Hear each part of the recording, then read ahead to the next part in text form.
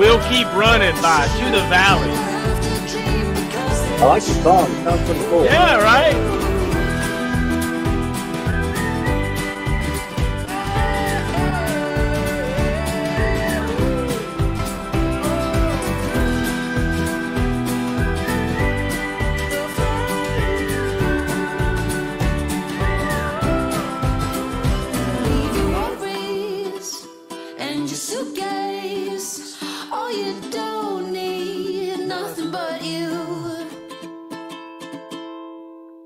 Oh my gosh, everybody, I'm here with Jeremy Guenther, Paratrooper, U.S. Army. It's so great to see you, man. How you doing? I'm doing pretty good. I I love spent it. today with my son. We went and saw the new Top Gun, so that was pretty fun. So it seems like everybody loves that movie, right? Is it good? It's really, really good. All Goes back to right. the original movie. It has a lot of parts in it from the original movie, so I thought it was really good. Yay, yay, yay. Well, that's good, right? Isn't it neat to go back and, to be of a certain age and look back on an old movie and have a remake or a new edition that's done very well, right? Isn't that awesome? Yeah, a lot of movies now are some of them are pretty good, but others are not really. They were poorly made, in my Yeah. opinion.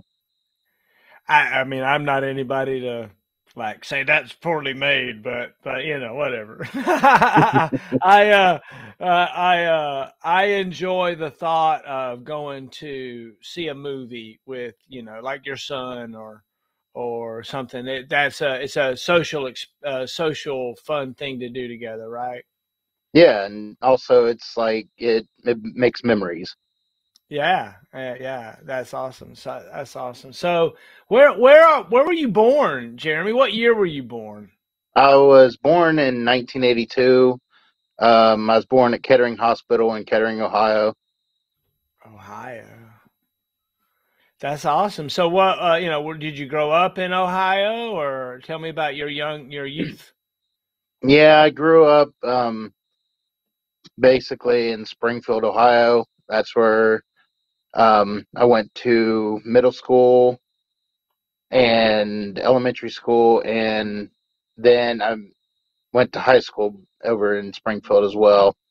That's where I went actually um, joined the Army in Springfield. Oh, really? Really? What was it like growing up? Did you live in a neighborhood? Would you live out on a farm? Did you go to the Baseball Hall of Fame every day? Um, I spent like the first 12 years living on a farm of my life, and then after that, I moved to the city. I moved in with my mom when I was like 12 or 13, I believe, and lived actually in the city until I turned 18. And then I enlisted and left home. Oh, wow. So, what do you remember from, growing up as a kid on the farm and stuff? Did you have chores? Who did you live with on the farm? I lived with my dad and his mom or his wife. We had some chores. We didn't really have any animals back then. It was more of a gardening type farm.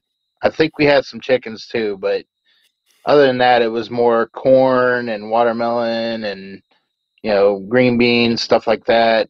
We didn't have any um, tools to actual or any power equipment to um, do the gardening and stuff, so we did it by hand.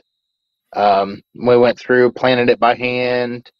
Um, we picked the weeds by hand, and then picked all the fruits and vegetables by hand. Do you remember those times as a fun? Were you did you enjoy that, or were you like, I don't want to pick no more weeds? That I was like that. I really didn't like doing chores all that much. And back then, allowance was like a quarter, 50 cents, something like that. Wasn't Right. all like, You're just you think you're slave labor, right? yeah.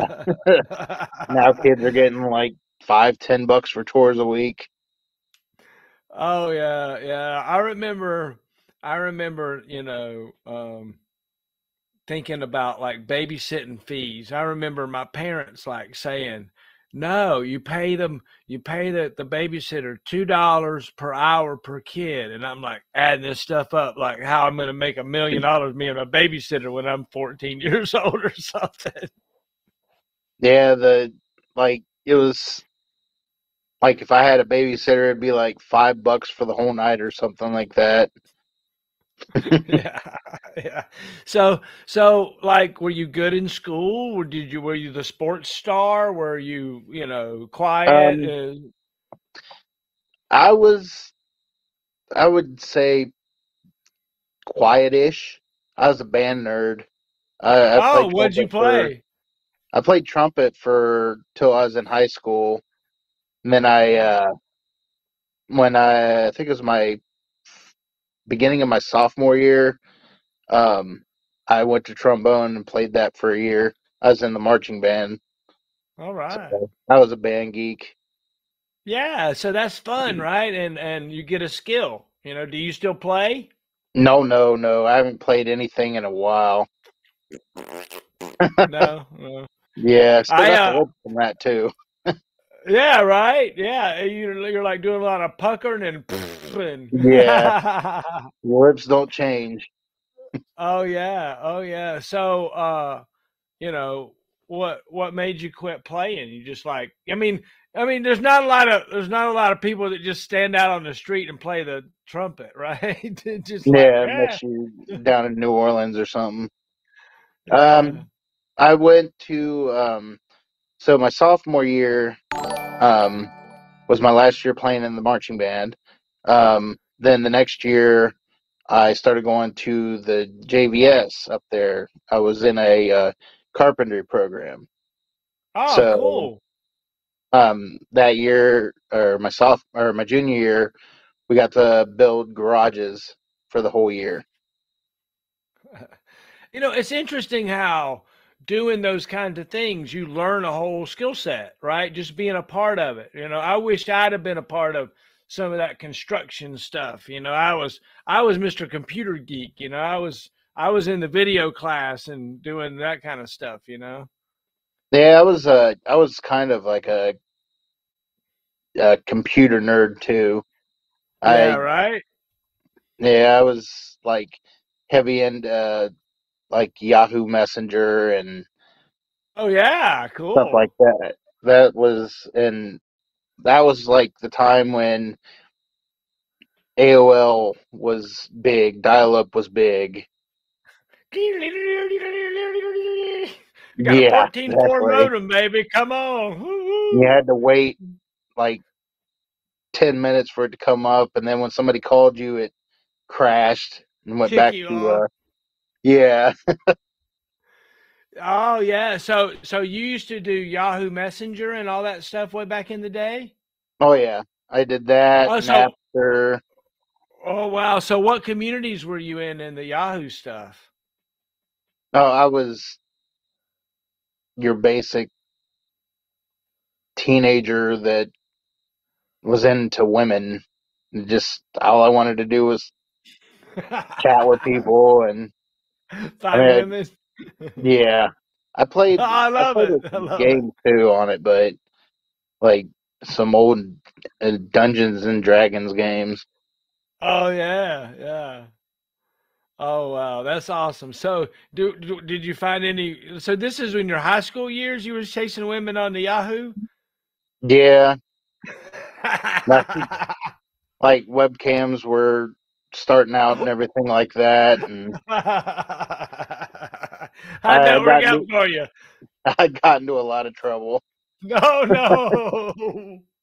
Oh no, you're not a registered you're not a registered Oh offender, no, are you? no, no. you, I stopped you that slid stuff out of that about one. Actually, I think I stopped that stuff back in '05, like right after I got out of the service. we got Penny on here dying laughing. Oh, thanks, Penny. Oh, that's hilarious. Oh my gosh. Oh my gosh. We're here with Jeremy Guenther, everybody, U.S. Paratrooper. He's telling us about his time in high school when he was chasing women on the Yahoo Messenger. He said he wasn't very successful. So No, that was so terrible. so so what made you join the army? Um, well, I was um fresh out of high school. I had a job working for a construction company, and that fell through. And basically, I had the choice either find another job or join the military. So I thought I took the easy way out and joined the military, but that really wasn't the easy way. Right. Um, It's a little bit difference between working at the 7-Eleven or a construction job where you realize at some point when you're working construction, you're really not working that hard. There's a whole bunch of you yeah, and you just kind of, it's just like, but you find the same thing in the army too, except like the army, like, you yeah. will be here, you will be there, you will stand like this, you will do this. Did you The do good in the army? uh, there were times when I did good and times when I did bad. Um, when I first when I first went to the recruiting station, I was talking to Air Force, I was talking to Army, and the Air Force guys were like, "Hey, we'll give you this stuff, and we'll put you here, we'll put you there." Um, Army guys like, "Hey, we're gonna go ahead and we'll put you, we'll give you your choice of duty stations, and we'll put you on 30-day hometown recruiting. Um, we'll give you, and it'll all be in writing." So I chose the Army, and they're like, "Well, how would you like to become a paratrooper?" I was like, "Well, what's that?" And he's like, "Well, you're going to jump out of planes." I was like, "Really?" He's like, "Yeah, you'll get an extra $150 a month to jump out of planes." And I'm like, "Okay, well, I'm an only child, so my mom really didn't care for it too much. It kind of scared her a little bit, and I was, the money was the big one for me. So I went in there, signed the papers, got everything taken care of. Um, Went to basic training down at Fort Jackson. Um, that was quite interesting. I have that last name that every drill sergeant decides to butcher. So I did they honest, like make fun of you, like you were German or something, or what? I mean, what did they do? How did they do it? my drill sergeants, honestly, I don't think any of them got my name right the whole time. They would call me Guenther and Guthrie and Gunter, and They're it just trying was, to mess with you, right? yeah. So it was, it was interesting. Isn't And it funny how drill sergeants do that? Drill sergeants just find something to pick on you about, almost, yeah, right? and Because they can. They're bullies. They're like sanctioned bullies. yeah, and then they, from time to time, or even once, they get your name right, and you're like shocked. You don't even know what to do. So did you do good in basic? Were you a good soldier? Push ups and running fast Um, and all that stuff. I really didn't like have too much of physical side of me before I went in the service. So when I was in basic training, they, my push ups, they got better. My run times got better, but I never like maxed out anything. I mean, Right. I was able to pass the test, but I really, like, now I couldn't do a push up to save my life. So you were one of the grads, not an honor grad. I was just one of Yeah, the grads. yeah. There was a lot that happened in basic that it, I had that weird basic training where strange things happened because well, one of them, a married couple, went in and nobody knew about it until um, they did some digging and they found out that the wife and the husband were in the same company. They were in my company, but they were in different platoons. And Right. they so the husband had, or the husband and the wife had the choice um, on whether or not to be held back or not. And the husband said, "Yeah, I'll go ahead and hold. I'll be, I'll hold back and go on the, the next run." And the wife stayed in. She did her P. She had like a 300 PT score. It was crazy. And then It, it was, it was co-ed. The whole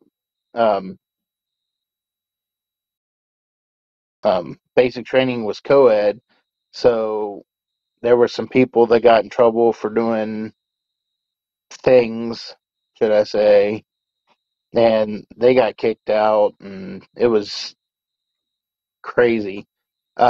I then when I graduated and everything, I was walking.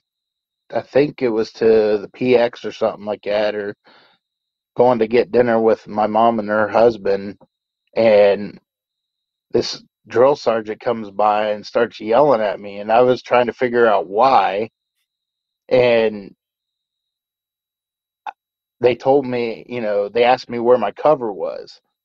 And oh, yeah, so I had to do push ups in front of my mom and her husband and stuff like that. 'cause you had forgotten your hat. Yeah, it was in my pocket. Oh, you'd forgotten to put it on. Yeah, I forgot to put it on. I got you. I got you. Right. Well, I remember, like when I was in jump school, I went running around the corner and I passed a colonel, a full bird colonel. He had the big wings up on his hat, and I just looked at him the whole time. I didn't even know what I was looking at. And he was like, "Soldier, you gonna salute me?" And I'm like, "Oh, yes, sir." I've had my share of forgetting to salute people too. Took Oh, me a while yeah. to get used to saluting people outdoors and not indoors. So were you like, so what was your MOS in the Army? What was your job? I was a 31 uniform, signal support system specialist. Oh, there you Um, go. Combo I got guy. Yeah, I got to do all the radio stuff on the Avengers and stuff like that. So you ended up going to jump school. What was jumping out of airplanes like? What did you think about that? Um, well, the first one kind of scared me. I wasn't the doorman, but I was probably about three quarters of the way back. But at the rate everybody was going out the door, I just went with them. I think in my first jump, I forgot to take my glasses off. My grandmother just bought them, so they were like a 300 to 400 pair or dollar pair of glasses. Oh no, you And lost your glasses? yeah, the risers actually ripped them off my face, and they're Yeah. probably still down on the drop zone. They're probably buried somewhere down at Benning. Oh wow, they're out on the leading edge of fire drop zone somewhere. Yeah, probably. Oh wow. So so that's got to be a mess when you lose your glasses and you gotta and then float all the way down and hit the ground. Are you nearsighted or farsighted? Um, I think I'm nearsighted. Whichever one, you Yeah, got to have things close up, so I'd probably be nearsighted. yeah, yeah, exactly. Yeah, I yeah. basically went through airborne school with no glasses on. I couldn't see a thing the whole time. Oh wow. So what was it? Did you ever get hurt jumping or anything? Um, I didn't have any like serious injuries. I cut the back of my ear when they ripped the glasses off my face. Um, but as far as like bad injuries, I still to this day have never broken a bone in my body. Me neither. I haven't broken anything either, but I mean that'll probably happen tomorrow. I know. What? So you go to your MOS school and you learn about being a commo guy and the Singars radio and all this, all this stuff. Did you enjoy that? Um, well, I went to Gordon for that and everything, and it was interesting. I had like I think I had three other people in our barracks, um, and right down the hallway was the drill sergeant's like office, and every time you went by there, it smelled like cigarettes, and we weren't allowed to smoke, and I was a smoker at the time, so I was like going crazy. Um, and there was a hill there. I can't remember what hill that was, what the name of the hill was, but it was bad. It tore everybody up, no matter who it was, Uh, yeah. and it was a lot easier going downhill than uphill. Um, Wow. Yeah. I remember that was also the time that I had that was my best run PT score because I forgot to go to the restroom and I had to pee really bad. So I was booking all the way around the track and then as soon as I got done, I ran straight to the porta potty because we had one right Uh-huh. there. I think they were doing construction or something near there. So I Oh, got that's done with cool. that and went straight to there. Um, I also got um, my vehicle during, I think, week 6. I think it was after 6 weeks of being there, passing your PT tests, everything. Um, I got my vehicle there, my POV. I also learned what no dose was. Oh, watch out. Um, yeah, I took a lot of no dose during the classroom portions of AIT. Oh, Um, really? Oh, yeah, wow. So you're sitting in AIT wired. You're caffeinated to no end. yeah, and like a lot of the book, like I think every book that I received in AIT, I still have. They're in a army satchel somewhere, but Oh, every that's once in a cool. while I'll get those out and look at them. So then you graduate from AIT, you go to jump school, and then you go to Bragg. You go to third of the fourth. Yes, I Oh, actually wow. um, after jump school, I actually went to hometown recruiting first. I did that, um, which that was That's actually stupid. it was fun. I didn't have to do PT. I got to walk around the mall all day, but and I got paid to do it. So Hey, I'm Jeremy. I just joined the army. You should join the army too. See Sergeant so and so. yeah, and I didn't back then. I didn't have a what is it, a numbers thing where I had to get so many recruits. Right. You didn't have a quota. You were just No, there as the a local clown. yeah, basically, I got to see my friends and go to the arcade and stuff like that. Um, Exactly. then I went to brag. I went to 82nd Detachment. Um, did my, I think it was like a week or two there. Got in process. Um, started out in Charlie Battery. Um, what was it? Staff Sergeant Eason Yeah, I was remember my Sergeant Easton. NCO. Yeah, What he year did was. you get there? It was 2001 is when Wow. I got there. Um, Wow. Okay. I think Captain Kent was. um, like the commander, the battery commander, um, and then there was First Lieutenant Voderick, and so there was a lot of people that I mean I still have I have them on my Facebook, and there's I'd like to see who I how they grew up or how they matured over the last 22 years and stuff. Yeah, But isn't it wild to think about like the person that you were then versus the person you are now? yeah, I was better then than I was now. Oh no. So tell me what you mean by that.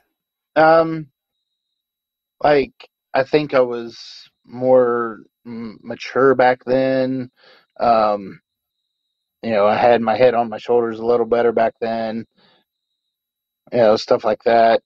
Um, I had a lot of people that tried to steer me in the right direction and stuff like that. Um, that's You couldn't basically yeah, about it. you couldn't screw up too much in the army, right? They'd set you on the right path and get you headed in the right direction. You couldn't, just lay around and be lazy like I Yeah. like to do. I'm good at Well, I do that. that I'm a now. what so what was it like when you got to the unit and you were there? Who were your mentors? Who was your squad leader? What was that introduction to the army like when you get to the real army?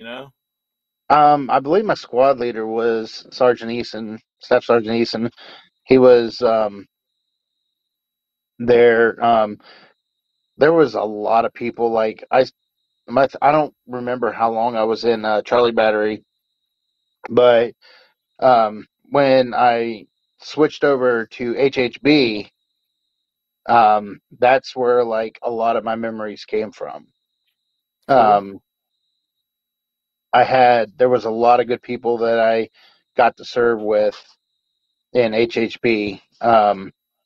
I had at the time Staff Sergeant Hilton, um, Sergeant First Class Shin. I got to actually serve with the um, battalion command sergeant major was Command Sergeant Major Ridgway. And then at the time it was what was his name? I'm trying to think of his last name. He he's a general now, or he was a general when he retired. Um, I can't remember his name now. Had a little brain fart, but I was um, crap. I Were you can't. thinking about General Underhill? Yes, General Underhill. That's the guy. Yeah. Yeah. Yeah, he was a lieutenant colonel back then. Yeah. He was a good leader. Um, Oh yeah. he was a really great leader. Him and uh, Command Sergeant Major Ridgway were great leaders. And at the time, I Yeah. looked up to them, and I looked up to Oh, my. I had oh, I can't remember their names now. But I had Sergeant Moore. He was one of the he was one of the guys that was comma with me. Um, he got injured right before I got out. He shattered his leg on one of the drop zones. I remember that actually happening. I wasn't there, but I think I had CQ or something that day. But he had. They told me what happened, and it was like a big shock because he landed on. I can't remember which drop zone had the concrete landing strip underneath the sand, but most of them. yeah, Most of them. probably. Um, Yeah, that is true. He was a kick-ass general. Yeah, right. Yeah, right. So what is it about the army that you liked so much? Was there something that you were like I really enjoyed looking back on it, running down the road and calling cadence together for PT. That like really pumped me up. Was there something in the army that like you liked? I like I guess the family portion of it, the companionship you got from, the other soldiers that you served with. Um, like I said, I met a lot of good people in there, and I've got a lot of people on my Facebook that, you know, I see what they're doing, and, every once in a while I'll talk to them, or I'll say hi, stuff like that. I'm part of uh, the 82nd Airborne Division Vets group on there, and I see a lot of people from like back in the 90s and the 80s and stuff like that, and they have all these good stories to, I always like, viewing their stories on there, and seeing what kind of companionship that they had with their other soldiers. um I got a buddy of mine that was in the army. He was a staff sergeant, I think, when he got out. And he's always messing with me about being a paratrooper and everything. And I'm like, well, why didn't you do it? And he's like, hell no, I don't want to do that. I'm not that stupid. So, you know, I always mess with him about that. And, uh, but just having that sort of, you know, that companionship, you got these people that, you're going to be friends with for life. And, you know, that you can always come to them, or if you have any issues, or they can come to you if they have any issues. um One year I'm going to have to make it to the 3-4 ADA reunion. August 4th, 5th, 6th, and 7th in Nashville. Gotta Yeah. come, man. Come uh on. Come on. th- Yeah. Next year it's on my list. All Next right. I year I love will it. I love definitely it. be going. Yay. Yeah, so I'm excited. This is the first time I've been, right? Roz Para has been doing this and his crew, uh, Walter Williams, I think, and Roz Para and his crew. Now Joe Stout, Command Sergeant Major Stout's helping out, and so I'm so proud of the leadership that they have put in over the years and keeping things going and getting things started. Because look, being a paratrooper, an air defense paratrooper, is a big deal, right? And to be you are even a really bigger deal, right? You're a smaller group that running a commo, making our SHTU link up and all the crazy different things that we try to do with communications, and you are at the centermost of it. What did you find in the Army as your job that you like doing? Did you like running wire? Did you like running the Singars radio? Were you wanting to do a switching station? What did you like? I honestly, I think the great thing about the radios was putting in all the different numbers and everything on all the different coding, to where for it to start up. That Right? was, Yeah, yeah. because you had to remember all the different coding, and all the different ways to put it in, and how to you know change it if it needed to be changed. I think Yeah, that I was. remember frequency hopping master and getting your time syncs and all the little freak hop channels and all that stuff, right? Isn't that weird to think about, right? It's been so long since I've thought about that.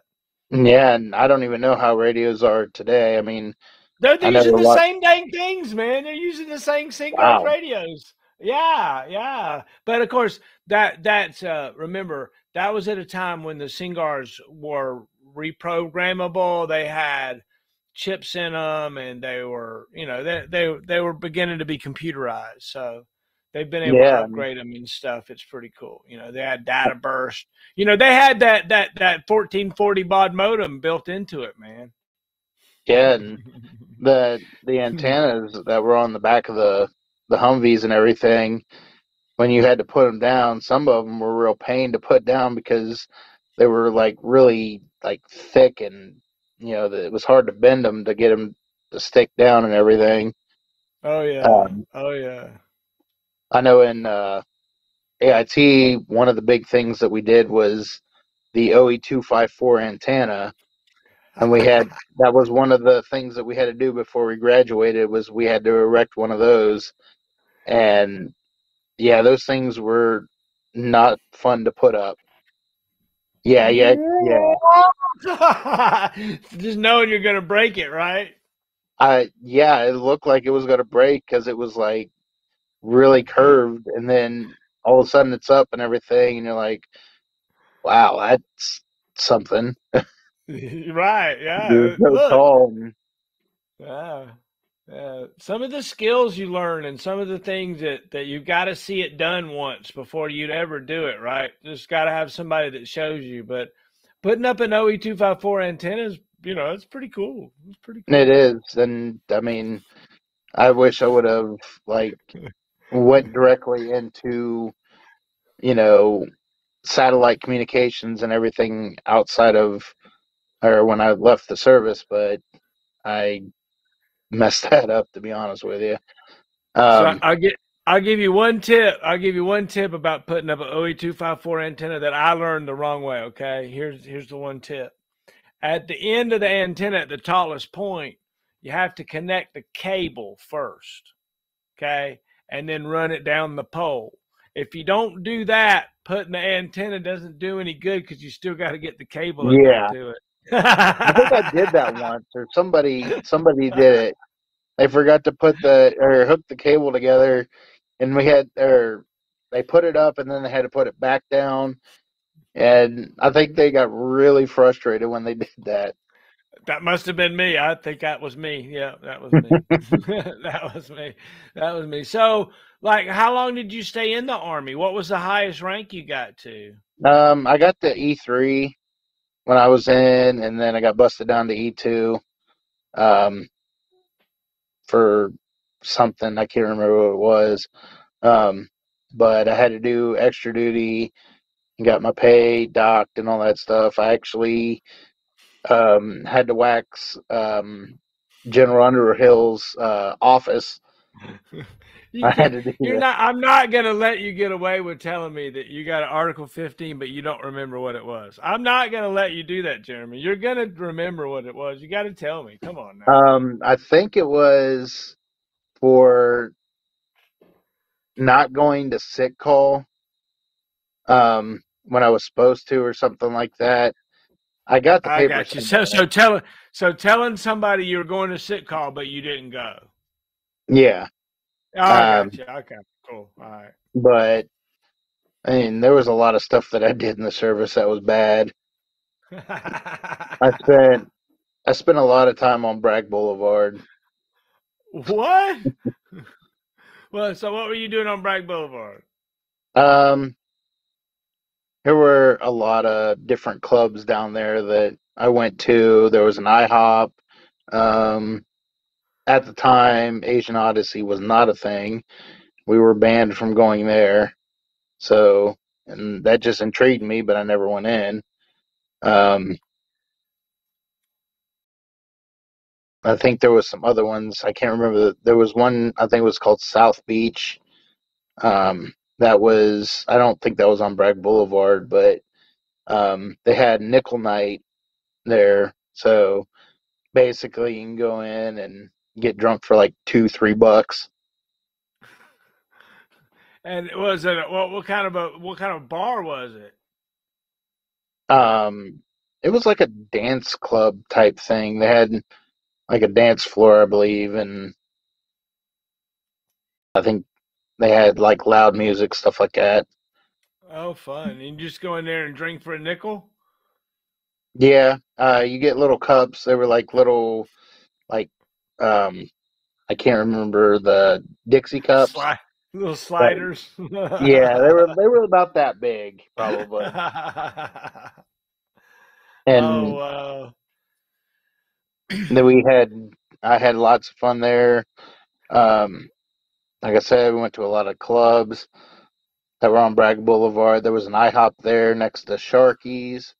Uh, So I know where that IHOP there. I know, like, I mean, I know that whole area up in there, right? I mean, I know where it is. The IHOP's no longer an IHOP anymore. I think it's a church now. oh Actually, wow, it's either a church or a massage parlor. I'm not sure. I'm I would be not surprised if it was a massage parlor with the Right. amount of bad things that were on Bragg Boulevard. Right. Well, what Um, were the bad things you were looking for? Were you? I mean, what were you on there looking for? Looking for girls still? we I spent a lot of time at at the time House of Dolls was open, and then I went from House of Dolls to Seeker's Cabaret. Um, my the on like one or two different occasions when we would get off early and we'd be able to go have lunch with our platoon. We would go to Sharky's because they served steak and stuff like that. So I think once or twice we went there. Um, that's pretty much the only two places I actually went to on Bragg Boulevard. I spent Oh, a that's great. lot of money in cigarettes, a lot of money. Oh, really? Yeah, I So on booze or on dances? yes, Oh my gosh. I spent a Oh my gosh. lot of money on both. Oh, that's great. I Oh, was that's terrible great. with money. So you get your paycheck and then you run down to Bragg Boulevard. Yeah, pretty much. Oh, that's funny. That's funny. Sharky's champion Jeremy. Sharky's champion Jeremy to the front. Oh, I love it. Yeah, I got into a lot of trouble for doing that too when I was in too. Oh, really? So how did you get in trouble? Like I got yelled at a lot. Um, Who would yell at you? um, Staff Sergeant Helton, I think Sergeant First Class Shin did. Um, like it was terrible. Like I said, I was really, really bad with money when I was in. I spent my money on stupid stuff. I didn't save any of it or anything like that. As soon as you get paid, did you go to the ATM machine and get out as much as you could? Yeah, basically. I had a friend. I had a friend like that. He was my next door neighbor, roommate next door. As soon as we got paid, like he would like he had this. He would call on the telephone. He'd go down the CQ desk, call on the telephone to find out when his money hit the bank account. As soon as it did, he'd come get me and want me to drive him to the ATM. I drive him to the ATM. He pull out every bit of money he could get, exactly like he knew what the limit was. And then he wanted me to take him down to Hay Street and drop him off. He had a girlfriend down there, and I was like, "All right, man, that was crazy." He'd take a taxi back home. He'd be back. He'd be back. Next day. Type of formation. Yeah, yeah. So I mean, how'd you end up? How long did you stay in? How'd you get I out? stayed in for a little over 4 years. I got out on in January of 2004. I got discharged. It was a general discharge under honorable conditions. Um, I got that changed probably about 4 or 5 years ago to an honorable discharge. Um, Thanks for your service. I appreciate it. thank you for your service. Absolutely, absolutely, Um, absolutely. I fought for that one, and I finally got it changed. But when I was in 9/11 had hit and everything. We were We had just gotten our shots and everything to go over. Um, my dad had a heart attack. Um, and then I can't remember if it was the day before that or the day after that, his dad passed away. And because it was wartime, I wasn't able to get home. My family called Red Cross and told them, what had happened and everything, and I wasn't able to get home to, you know, make sure my dad was okay or anything like that. So I think that's when I gave up. Like I said, I'm an only child, and going through that kind of hit something that kind of just made me give up, and that was, I honestly think, was a mistake. I shouldn't, I should have, did what I had to do, because then I would have been able, as soon as I got back or whatever from, combat, then I would have been okay. I would, my dad survived, I would have been able to see him, stuff like that. Amen. Amen. What did you said like giving up. What does giving up mean? I mean, what does that mean? What does that look like? Did you just like stop showing up to PT, or did you stop shaving, or what? I mean, No, what does that look like? I think mm, a, like a lot of it was like my attitude, you know, like I stopped, you know, I guess I stopped caring about what happened to me. I think that's a big start to like my depression that I had. I had a really bad depression situation for probably, well, I'm still going to therapy now and stuff for it, but um, I'm starting to, my therapist now is starting to, we're getting deep into the military portion of my life and everything. Um, but when I look back at it, and I've been looking back at it for the past probably 10, 12 years, and I have a lot of regrets about getting out. You Yeah, a know, lot I, of people, a lot of people talk about having regrets. Getting out and you dealt with some tough loss, right? Of you said your dad was sick, right? yeah, he had a heart attack. Oh wow, wow. So how did that hit you? And then your grandfather dies. How did you said that sent you into a depression, and that you Yeah, just stopped? That is that what it was? I mean, how did what would go through your mind, if you don't mind my well, asking? I wasn't able to go home. Like I said, my family called Red Cross. I wasn't able to go home and make sure everything was okay. So, like, and it was, something that I, like I said, I regret, happening, but like I just didn't feel like doing anything. I didn't feel like, you know, I think I just like gave up on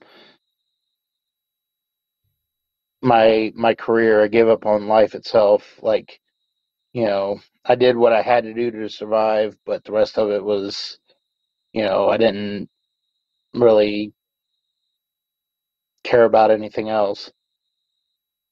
I get it. I get it. So what year did you get out? I got out in January of 2004. Oh Actually, I wow. got out on Oh, my birthday. happy So, birthday. yeah, it was, So what did you do when you got out? I mean, you already said it kind of sent you into a tailspin. um, well, I'd gotten married when I was in the service. I was married to her for another year, I think after I got out, I went down to Florida, did some jobs down there, um, went back to North Carolina, stayed with her family for a bit, and then moved back up to Ohio. Um, did some jobs up here. Um,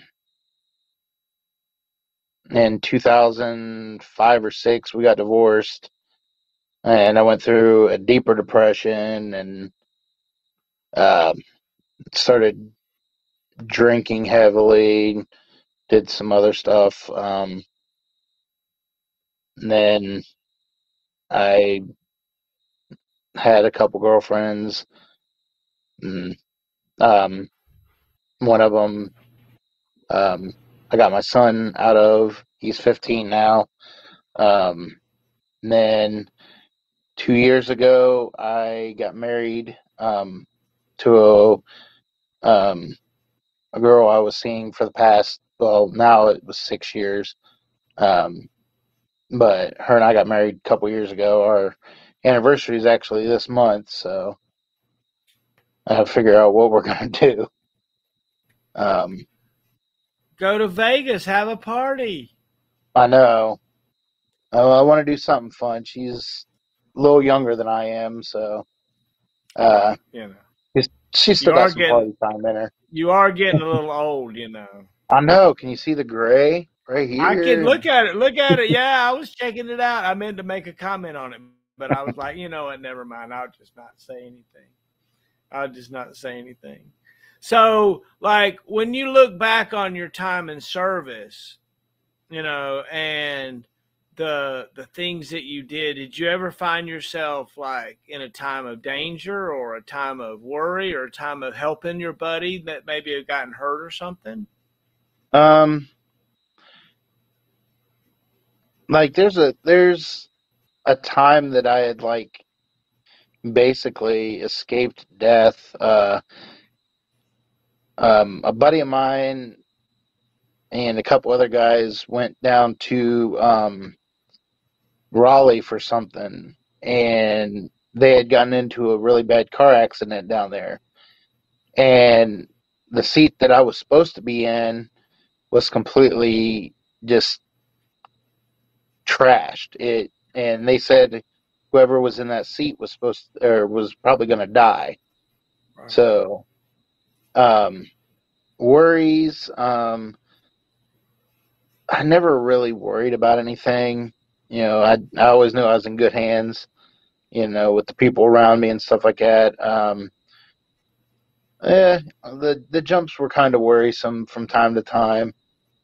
You know, there had been some couple stories that I had recalled. One of them was a jump master that got sucked out of the plane and died in some trees. And then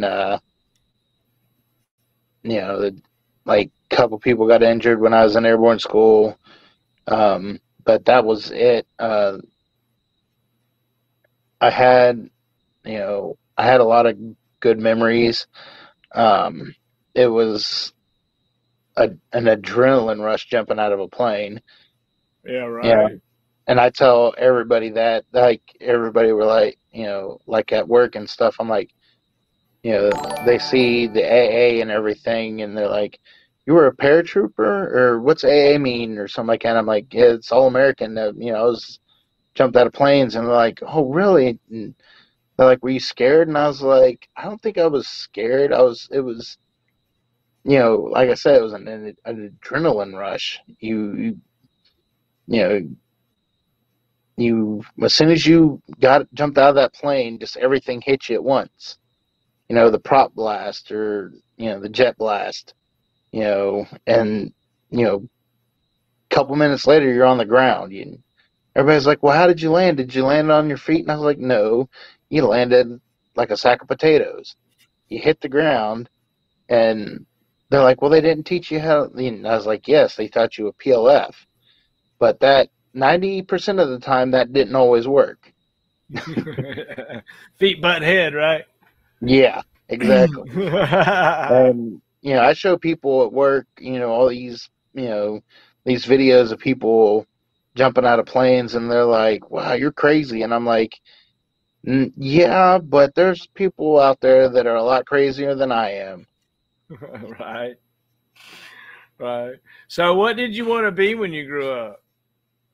Um, I really like I did a couple semesters like when I got out for um computer forensics. Like I don't really remember what I wanted to be when I was like a kid.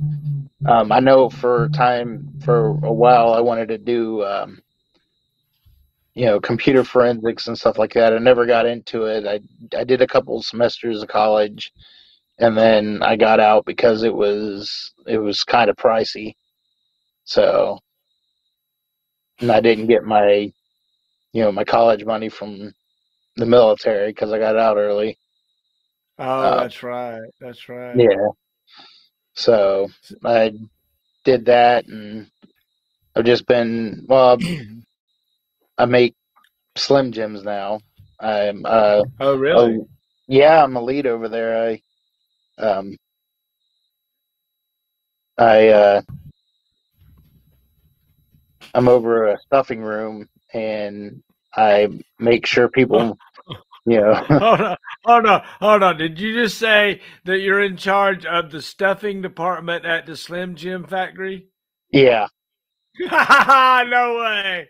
Yeah. Dude, you're famous. I know somebody famous, man. The dude that stuffs the Slim Jims. That's cool, man. I met a guy not long ago that works at the Vienna sausage factory. I thought that was cool. See, that's I like Vienna sausages. That seems pretty See? good.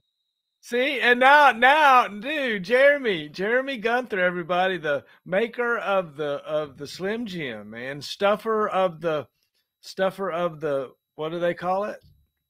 The Slim Jims, the meat, uh Oh man, that's they cool. I was they had just did the Savage stuff a couple years back. So I helped. Where does all the meat and stuff come from? Is that good stuff or is that some kind of gelatin stuff they mix in the daggum? Um, a lot of it's like frozen, but it's you know with the way everything is done, it's quality meat. There's you know from time to time, we get some really really good stuff in, like top quality stuff. I mean, it's still high quality, but um, The blue packs of Slim Jims, man. Get the blue packs. yeah. Um, I mean, I don't eat them anymore because I work around them, Right, so I smell right. them every day. Um, You probably smell like a Slim Jim. yeah. Um, for like when I first started out, I started out in sanitation, but um, when I went to first shift, and I started out in the grinding room, which is where they grind all the meat and mix it all to make the Slim Jims. Um, my wife uh, and I rode together. She worked in the bakery there. They make the school pizzas too, the little rectangular pizzas, Oh, and really?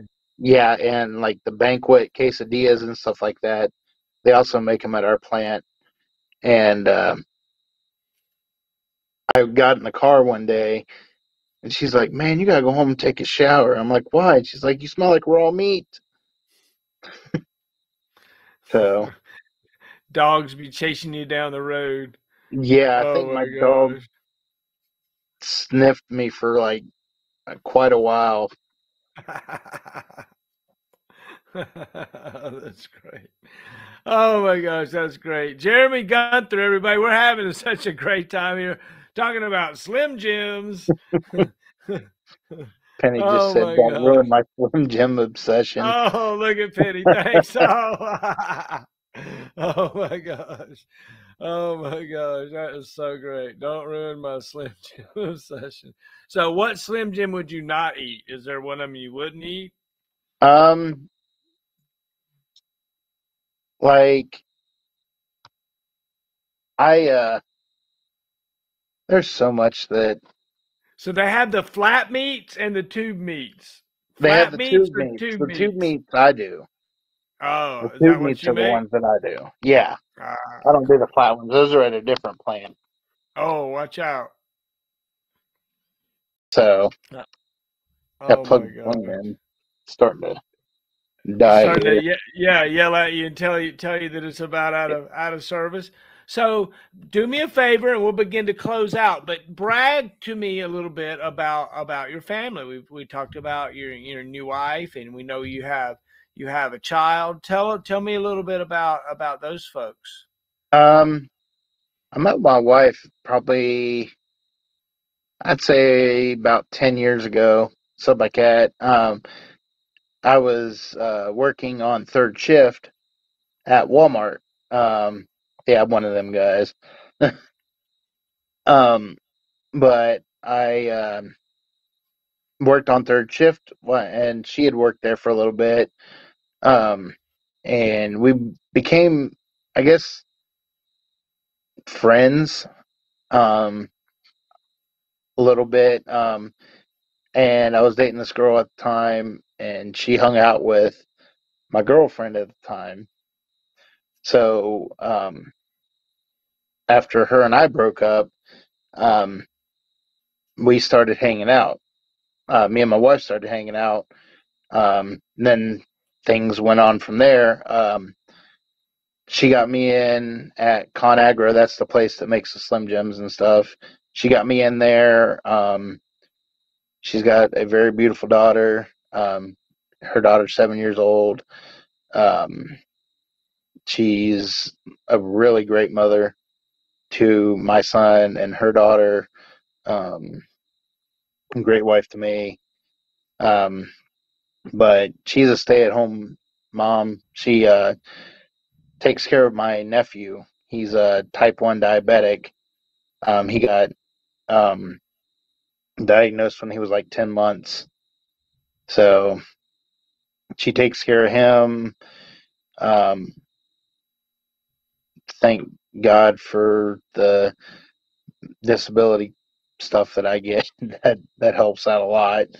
That helps, you know, take care of the things I need to take care of to make sure that she stays home and stuff like that.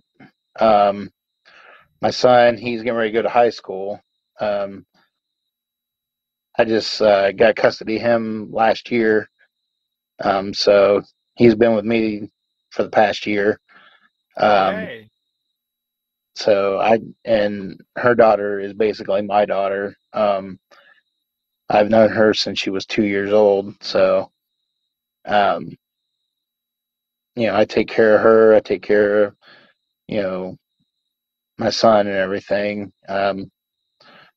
Take care of the bills and everything like that. Um, but I do. I love my family. Got a great family. Um, got my mom and my dad are very supportive of me and whatever I do. Um, I got one grandparent left. She's still kicking. And she's a great woman too. You know, so uh, that's basically about it. I got a dog and a cat too, but they're a I real love it. pain. Oh my gosh. We're here with Jeremy Guenther, Slim Jim Stuffer, and Paratrooper, and General Cool Guy, man. It's been fun hanging out with you, dude. I've enjoyed it so much. Thank you for agreeing to tell your story on Heroes Live tonight. What would you have any like advice for yourself looking back on your life? Would you have anything that you might look back on and say, 10 years from now, I wish or I want to, or you got anything to think about, that you would give advice maybe to yourself in 10 Yeah, years from now or something? yeah. I would. You know, I'd basically say, get your crap together. You know,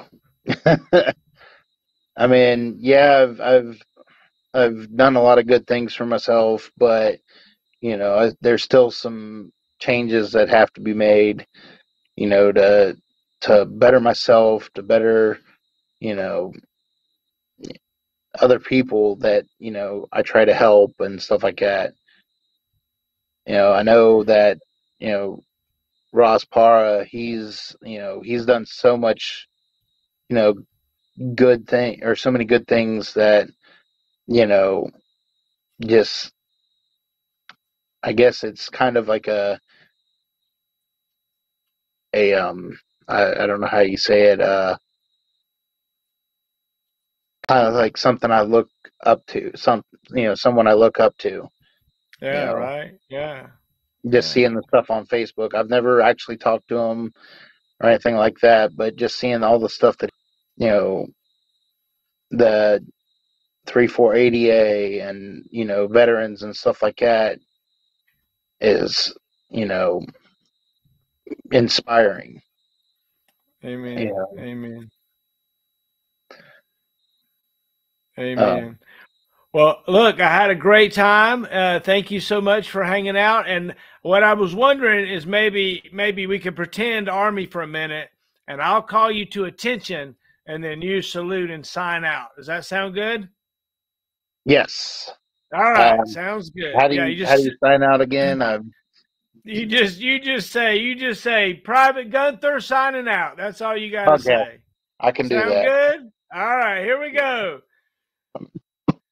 Hold on a minute. I got to move my Soldier. chair.